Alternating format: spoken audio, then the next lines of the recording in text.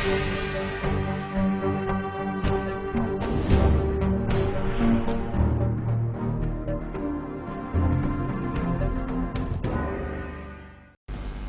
Vindhya times में आपका स्वागत है और आपके साथ मैं श्रेया। आज की बुलेटिन की खबरों के साथ हाजिर हुए हैं। पहली खबर पर नजर डालते हैं।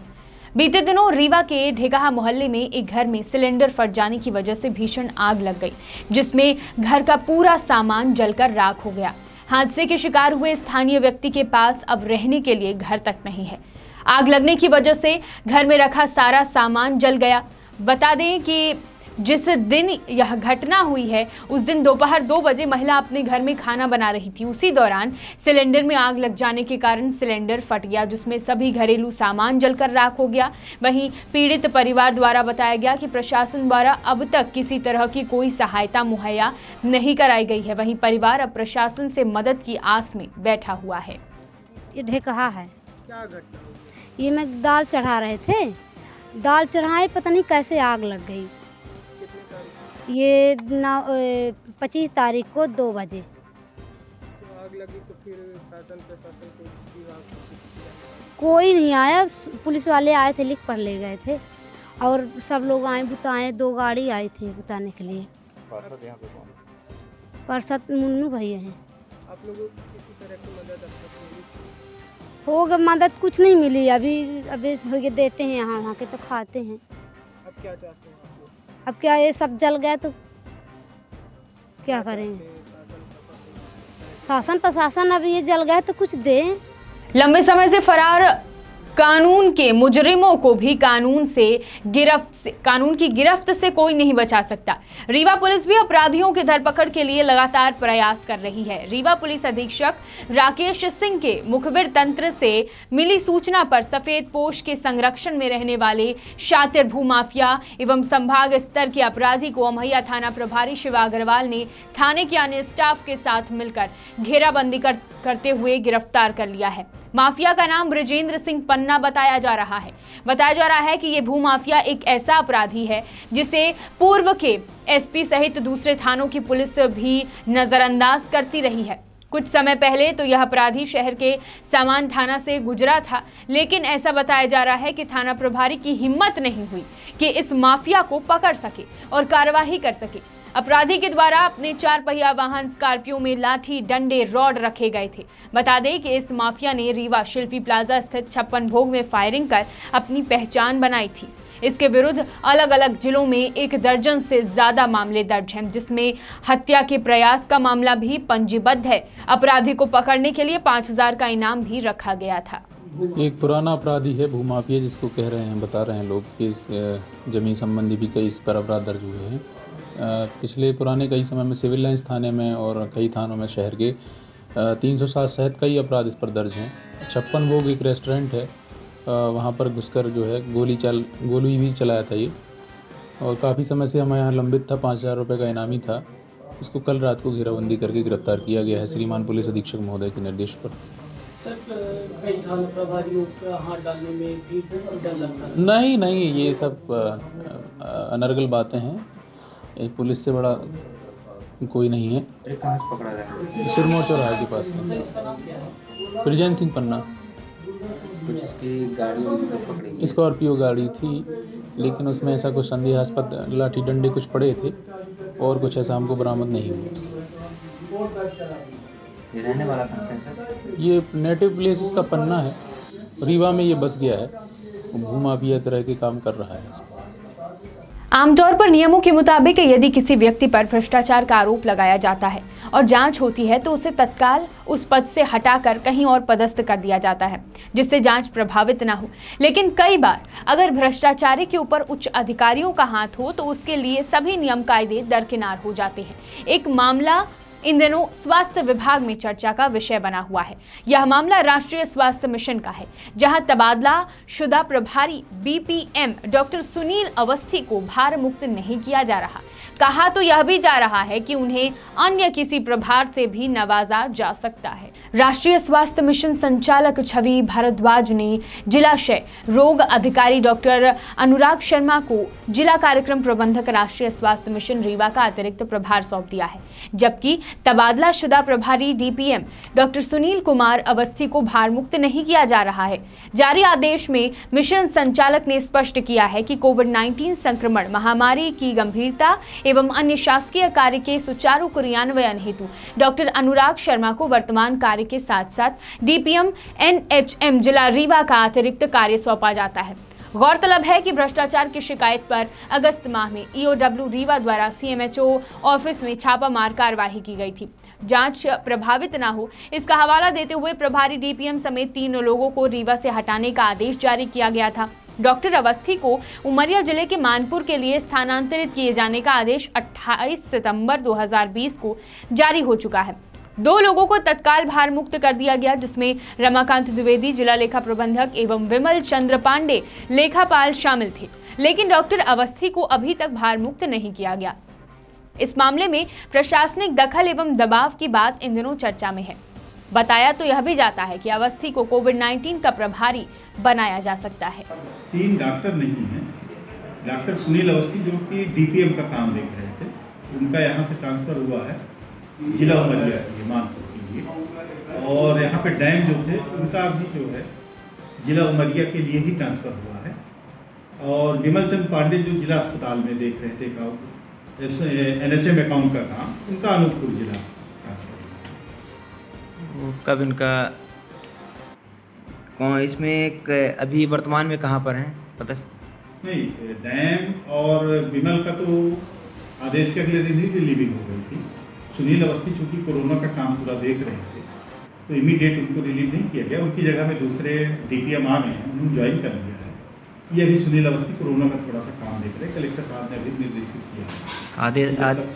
आदेश आने के बावजूद भी क्या इसमें आदेश आने के बावजूद भी ये जा नहीं रहे वहाँ पर जहाँ पे ऐसा नहीं है, काम भी प्रभावित नहीं होना चाहिए। और कलेक्टर साहब का निर्देश भी था कि भाई जब तक ये कोरोना का भी चल रहा है तेजी से, अभी तुरंत भेज देने में थोड़ी दिक्कत हो जाएगी। पूरी रिपोर्टिंग वही बना रहे थे, है ना। उसके हालांकि दूसरे आ गए हैं डीपीएम, तो ज्वाइन तो कर लिया है, तो पद तो उनका चला गया है। तो वर्तमान में कौन डीपीएम यहाँ पे पदस्थ हुए हैं? Doctor A K. शर्मा। कब हुई है? उनका भी 5-7 दिन हो गए, 1 हफ्ते हो गए। कब तक इनका रिलीविंग यहाँ से सुनील अवस्थी जी का कब तक यहाँ से? अब कोरोना का काम करीब अब कोरोना की समाप्ति की तरफ चल रहा है, ऐसा लगता है कि धीरे धीरे हो रहा है। और उसके बाद थोड़ा कलेक्टर साहब से राय लेकर के की जाएगी। 1.5 लाख रुपए के इनामी डकैत गौरी यादव गैंग का सक्रिय सदस्य रामजी उर्फ भैला यादव को बंदूक एवं कारतूस के साथ पुलिस ने गिरफ्तार कर लिया है, जिस पर 5,000 रुपए का इनाम रखा गया था। पुलिस अधीक्षक सतना धर्मवीर सिंह यादव, अतिरिक्त पुलिस अधीक्षक सुरेंद्र कुमार जैन एवं एसडीओपी चित्रकूट अभिनव चौकसे के मार्गदर्शन में चलाए जा रहे दस्यु उन्मूलन अभियान के तहत थाना प्रभारी मझगमा ओपी सिंह और बरौंधा पुलिस टीम द्वारा 1.5 लाख रुपए के इनामी डकैत गौरी यादव गैंग के सक्रिय सदस्य रामजी उर्फ भैला यादव को डकैत गौरी यादव गैंग के लिए बंदूक लेकर खाना पीना एवं दैनिक उपयोग की सामग्री ले जाते समय ग्राम जीवला जंगल की तलैया थाना मझगवा के पास से गिरफ्तार कर लिया गया। पर्दाफाश आपको बता दें कि इसकी जानकारी मंगलवार को एसपी ने पत्रकार वार्ता में दी थी। एसपी ने जानकारी देते हुए बताया था कि आरोपी के पास से 12 बोर की देशी बंदूक एवं कारतूस तथा खाने पीने के दैनिक उपयोग की सामग्री बरामद की गई है। बदमाश पर थाना मझगवा में अपराध पंजीबद्ध कर आरोपी को गिरफ्तार करके न्यायालय में पेश किया गया है। आरोपित की रिश्तेदारी ग्राम बलहरी में होने से एवं डकैत गौरी यादव भी ग्राम बलहरी का निवासी होने के कारण आरोपी रामजी यादव कई सालों से डकैत गौरी यादव के संपर्क में आया। जब भी जंगल से लगे रोडों पर निर्माण, जंगल विभाग के काम आदि चलने पर यह आरोपी डकैत गौरी यादव को सूचना देता था, अपने क्षेत्र में बुलाकर उसको खाना पीना देकर संरक्षण देता था। ऐसे ठेकेदारों को डरा धमकाकर काम बंद करवाकर काम चालू करवाने के एवज में रंगदारी व पैसे वसूल करते थे। इसके खिलाफ मझगवा थाने में आधा दर्जन से ज्यादा मामलों में कई धाराओं के तहत मामले पंजीबद्ध हैं।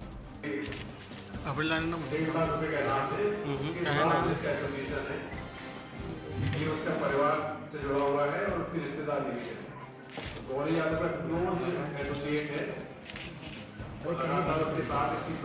रीवा ग्राम और नगर रक्षा समिति के सदस्यों ने अपनी मांगों को लेकर कलेक्ट्रेट कार्यालय पहुंचकर ज्ञापन सौंपा है, जिसमें शिकायती भरे लहजे में कहा गया है कि ग्राम रक्षा समितियों का विधेयक 1999 में पारित किया गया था, जिसे 2000 में लागू भी कर दिया गया, लेकिन लगातार 20 वर्षों से काम कर रहे रक्षा समिति कर्मचारियों को कोई भी लाभ नहीं दिया जा रहा है।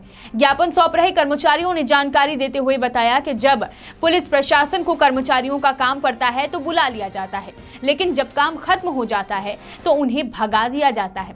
उन्होंने बताया कि अधिनियम में लिखा है स्वयं इच्छा से कार्य करना, लेकिन सरकार रक्षा समिति के कर्मचारियों को एक मजदूर से भी बदतर काम पर रखती है। रक्षा समिति कर्मचारियों की मांग है कि पद चिन्ह मिले और दैनिक वेतन भोगी बनाया जाए। मीडिया को जानकारी देते हुए लोगों का कहना है कि कोरोना ड्यूटी भी कर्मचारियों के द्वारा की गई, लेकिन सरकार के द्वारा इसके लिए कोई भी पहल नहीं की गई। लोगों का कहना है जो नगर सेना राजस्व में चपरासी है तो उसे थाने में अटैच किया जाता है, जबकि नगर सेना पुलिस विभाग की है तो उन्हें अलग कर दिया जाता है। थाने में मीटिंग ली जाती है लेकिन वहां पर बुलाया ही नहीं जाता। इन सभी मांगों को लेकर लोगों का कहना है कि अगर हमारी मांगे नहीं मानी गई तो भूख हड़ताल की जाएगी और व्यापक रूप से आंदोलन किया जाएगा। 1999 से 1999 से रक्षा समिति गठन हुआ और 2000 में लागू हुआ। हम लगभग 20 वर्ष से लगातार निरंतर पुलिस की सेवा कर रहे हैं, जनता की सेवा कर रहे हैं। हम लोगों की मांग ये है कि हम लोगों को वेतन दिया जाए, हम लोगों को काम दिया जाए। पुलिस विभाग क्या करती है, हम जब काम पड़ता है तो बुला लिया जाता है, उसके बाद मुझे भेज दिया जाता है, ना कोई वेतन ना कोई कुछ। और अधिनियम में लिखा हुआ स्वयं मतलब ये होता है स्वयं की इच्छा से कार्य करना, मगर मजदूर भी मजदूरी करता स्वयं की इच्छा से करता है। उसको वर्दी दी जाती है, पैसा दिया जाता है, खाना दिया जाता है।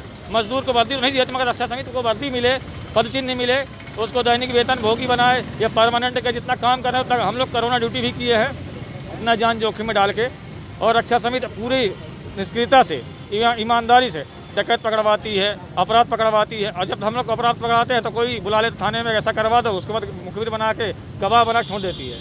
जबकि हम लोग पुलिस कांग है, नगर सेना राजस्व का है, नगर सेना राजस्व चपरासी है, उसको थाने में अटैच किया गया। हम लोग पुलिस विभाग से बने हुए हैं, हम लोग को अलग कर दिया गया है और हम लोग को मिसयूज किया जाता है। जब शहडोल संभाग के अनूपपुर जिले के ग्राम पंचायत बकही में रेत ठेकेदार के गुंडों के द्वारा लगातार ग्रामीणों को धमकाया जा रहा है।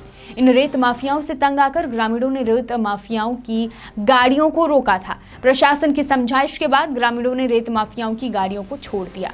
जहां पूरे कोरोना काल में रेत माफिया सोन नदी का सीना छलनी करते नदी के अंदर बड़ी बड़ी सुरंग बना दी। प्रशासन के मना करने के बाद भी अनूपपुर जिले के ठेकेदार ने अपने गुंडों के साथ मिलकर रात दिन सोन नदी पर रेत उत्खनन करते दिख रहे हैं।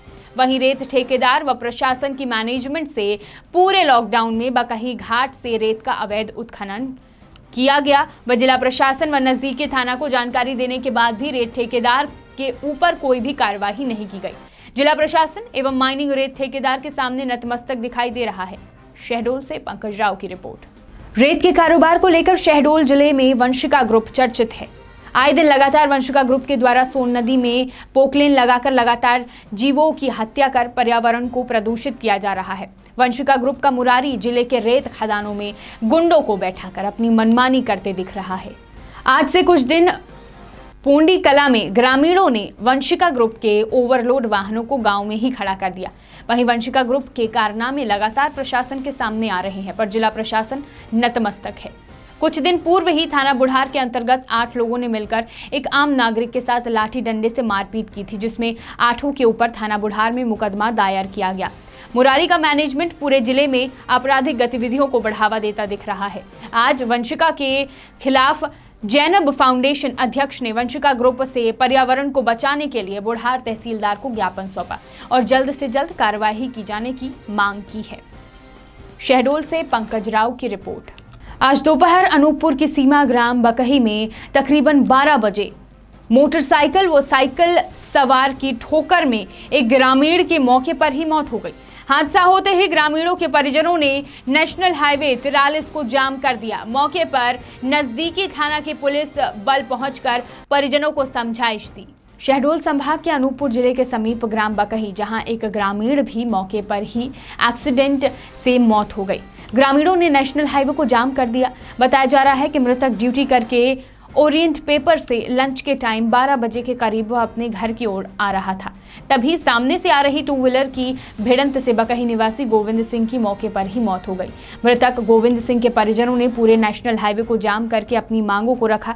उनकी मांग है कि जहां वह व्यक्ति ड्यूटी करता था वह कंपनी उन्हें एक नौकरी और उचित मुआवजा देने की बात कही है, यह परिवारजनों का कहना है।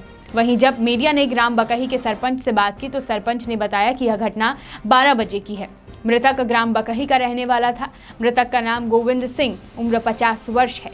ये जो घटना घटी है अभी, ये कितने टाइम के करीब है? ये करीब 12 बजे की घटना है। 12 बजे की। पेपर मिल ड्यूटी करता है। अच्छा। और वह ड्यूटी खाना खाने लंच में 12 बजे करीब वो छुट्टी से खाना खाने जा रहा था घर। उतने समय पीछे से कोई गाड़ी आया है, गाड़ी वाले, और ठोक कर चला गया। गाड़ी वाला कहाँ का था, कुछ पता चला? कहाँ का बता रहे हैं? सेमरिया चौराहा। सेमरिया चौराहा केसवाई का है ना? जी जी, केसवाई का आगे सेमरिया चौराहा। मौके पे अभी थाना से कर्मचारी वगैरह कौन पहुँचे? आए हुए भी हैं। कौन पहुँचा था? मैंने नाम नहीं जानता। कौन से थाने से आए? कौन से थाने से आए? चचाई थाने से। तो ये ग्रामीणों ने वो मृतक के परिजनों ने ये रोड जाम क्यों किया, थोड़ा सा बताएं। रोड जाम इसलिए कि कोई कंपनी वाला वहाँ ड्यूटी करता है, उनके 2 बच्चे हैं छोटे छोटे, गरीब लड़के हैं, तो कोई सुनाई नहीं कर रहे हैं। कंपनी आ नहीं रहा है, कोई कुछ बोल नहीं रहा है, कोई उनको बस आश्वासन दे तो जाए, कोई बेचारी गरीब आदमी कहाँ जाएगी वो। तो ये जब आ रहे थे, ये छुट्टी होके आ रहे थे ड्यूटी से? नहीं, लंच में आ रहे थे, खाना खाने आ रहा। अच्छा, ये घटना कहाँ की है? घटना ये अपन पुलिया, ये सोनपुलिया के ऊपर है। बकही? जी, बकही, ग्राम बकही। उमरिया जिले के नौरोजाबाद में मां दुर्गा के विसर्जन के दिन दर्शन के लिए भक्तों की भारी भीड़ उमड़ी रही। दर्शन के लिए ग्रामीण अंचलों से लोग मां दुर्गा की झांकी देखने और मां का आशीर्वाद लेने के लिए आए हुए थे। नौरोजाबाद का दशहरा बहुत ही प्रसिद्ध माना जाता है। दशहरे के दिन उमरिया जिले के कोने कोने से लोग दशहरा उत्सव को देखने के लिए नौरोजाबाद आते हैं। SECL के द्वारा दशहरा उत्सव रामलीला ग्राउंड में कार्यक्रम संचालित किया जाता है और दूसरे दिन देवी जागरण का भी कार्यक्रम संचालित होता था, लेकिन कोरोना के चलते इस बार कोई भी कार्यक्रम संचालित नहीं हुआ। सुबह से ही मां के विसर्जन के लिए सभी पंडालों से मां की मूर्ति निकाली गई। मां दुर्गा के विसर्जन और झांकी देखने के लिए लोगों का हुजूम उमड़ा, लेकिन इस वर्ष कोरोना महामारी के चलते लोग खुद को सुरक्षित रखने और अपने परिवार को सुरक्षित रखने के लिए शासन के नियमों का पालन करते दिखाई दिए। मां दुर्गा के आशीर्वाद से दशहरा का उत्सव मनाते हुए नजर आए लोग। आपको बता दें कि जोहिला नदी के बगल से मां के विसर्जन के लिए कुंड बनाया गया था, जिसमें सभी पंडालों की मूर्ति विसर्जित की जा रही थी। यह पहल नगर परिषद के द्वारा किया गया, शासन प्रशासन के द्वारा की गई। विसर्जन के उपरांत रात्रि 10:30 बजे के बाद रावण दहन कार्यक्रम हुआ और उसके बाद लोग अपने अपने घर के लिए रवाना हुए। बता दें कि इस पूरे कार्यक्रम में लोगों ने सुरक्षा का पूरा ध्यान रखा। विंध्य की तमाम खबरों के साथ कल फिर हाजिर होंगे। देखते रहिए विंध्या टाइम्स। बहुत बहुत धन्यवाद।